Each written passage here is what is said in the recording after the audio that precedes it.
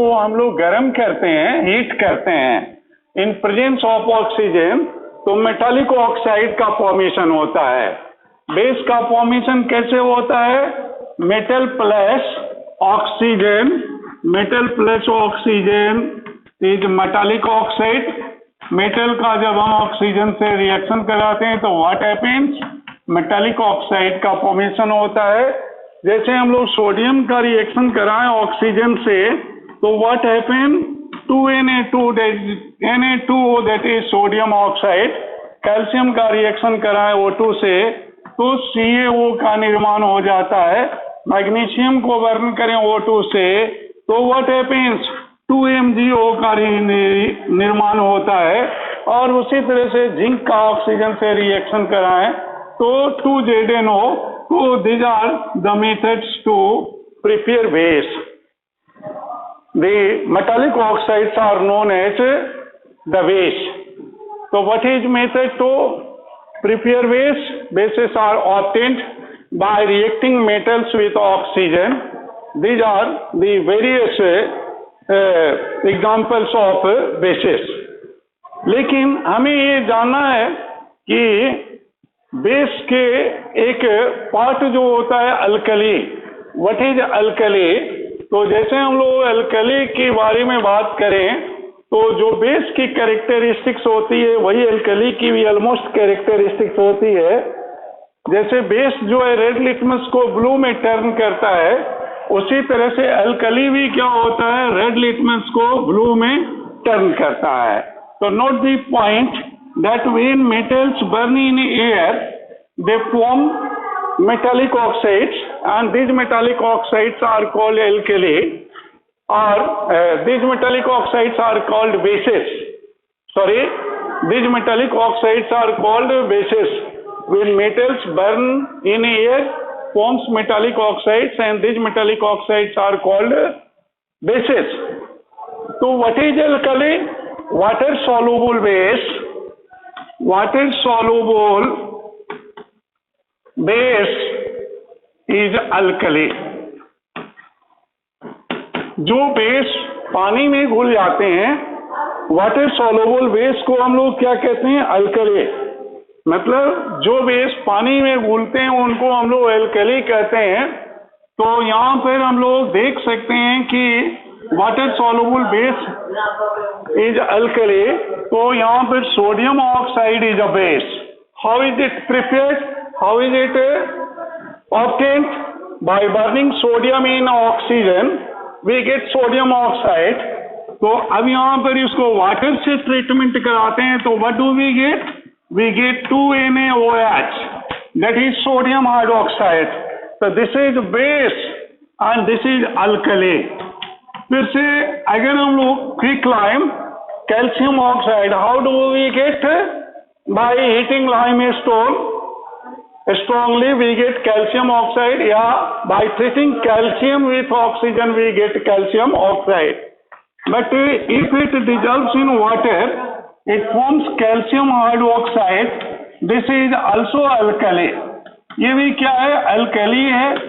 potassium on burning in air it forms K2O और K2O dissolve in water to form KOH.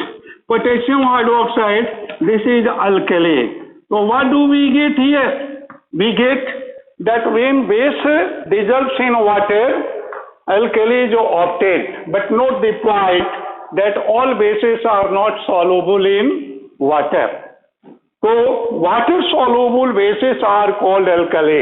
As per definition, water soluble base is alkali. तो वे base जो पानी में घुलनशील होते हैं उनको हम अल्कली कहते हैं।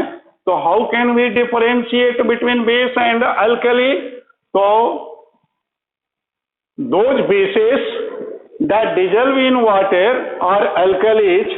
It means all alkalis are bases but all bases are not alkali. क्या मतलब हुआ कि सभी अल्कली दैट इज क्षार बेस हो सकते हैं लेकिन सभी बेस जो है क्षार नहीं हो सकता। मतलब all alkalis are bases but all bases are not alkalis. This is the basic difference between base and alkali.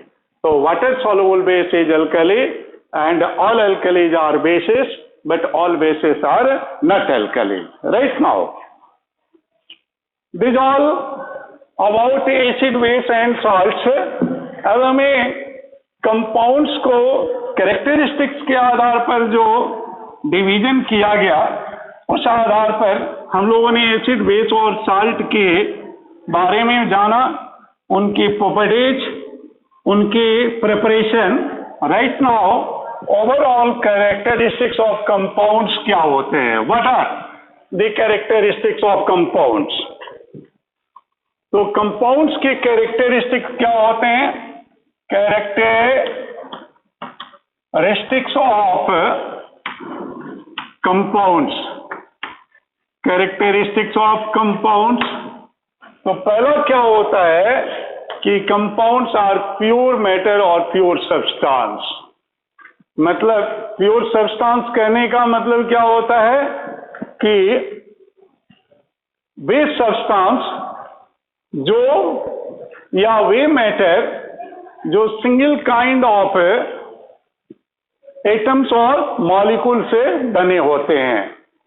तो हम लोगों ने कल की क्लास में पढ़ा था कि elements are building blocks and elements जो है ये सिंपलेस्ट फॉर्म ऑफ मैटर है and made up of single kind of atoms. Compounds को हम लोगों ने जब डिफाइन किया था तो कंपाउंड्स के बारे में पढ़ा था कि compounds are pure substance and made up of single kind of molecules. आज की डेफिनेशन में हम लोगों ने पढ़ा कि जब दो या दो से अधिक एलिमेंट्स आपस में रासायनिक ढंग से संयोग करते हैं in fixed ratio by the mass, तो कंपाउंड्स का फॉर्मेशन होता है. तो कंपाउंड्स जो है प्योर सब्सटेंस है. तो पहला ये कैरेक्टरिस्टिक कंपाउंड का हुआ pure substance. Pure substance made up of only one kind of molecules, only one kind of molecules या single kind of molecules. तो जैसे हम लोग इसको समझे कि जैसे carbon dioxide, this is a compound of carbon and oxygen. Carbon dioxide is compound of carbon and oxygen. Carbon bonds with oxygen to give carbon dioxide. तो अगर वेरियस सोर्सेस को हम लोग लें, वेरियस सोर्सेस से कार्बन डाइऑक्साइड को isolate करें, air से करें, लेबोरेटरी से करें, या अदर जो सोर्स है कार्बन डाइऑक्साइड का, लाइमस्टोन को भी हीट करके हम लोग कार्बन डाइऑक्साइड ले सकते हैं. जैसे यहाँ कैल्शियम कार्बोनेट को स्ट्रांगली हीट करते हैं तो what do we get? This is quick lime and CO2.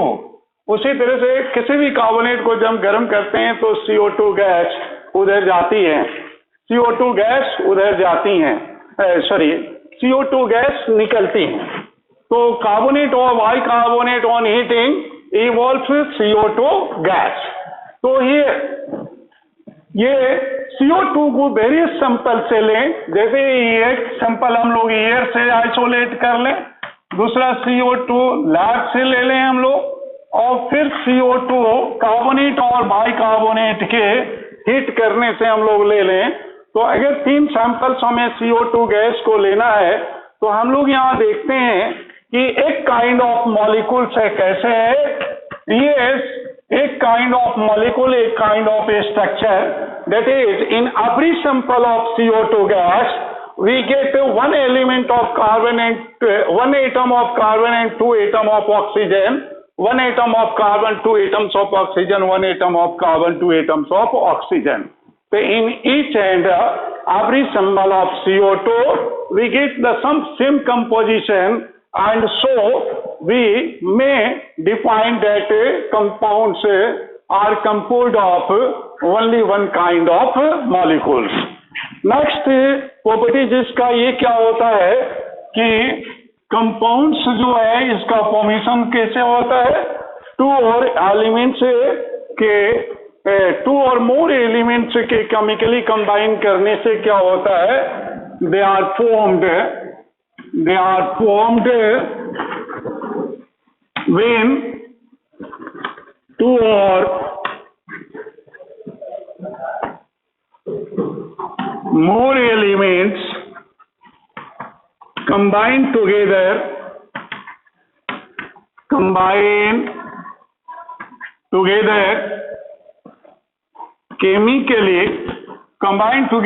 chemically in the fixed ratio by mass. Fixed ratio by mass,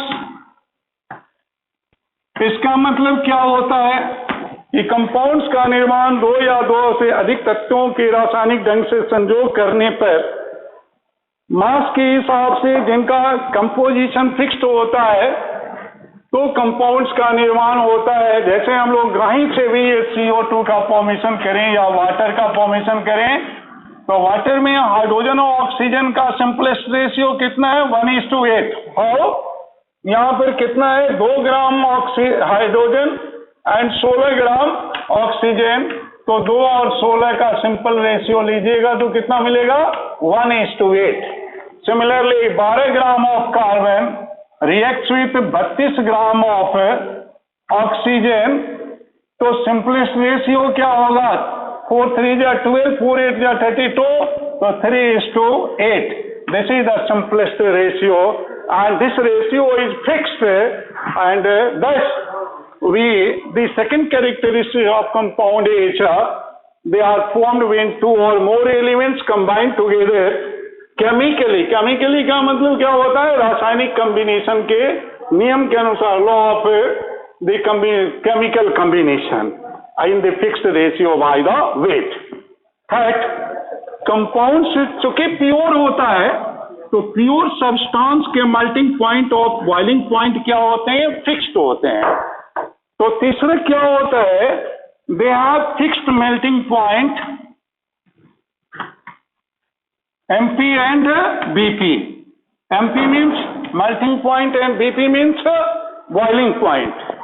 and next characteristics ये क्या होते हैं, चौथा ही इसका होता है they are homogeneous in nature. They are homogeneous in nature.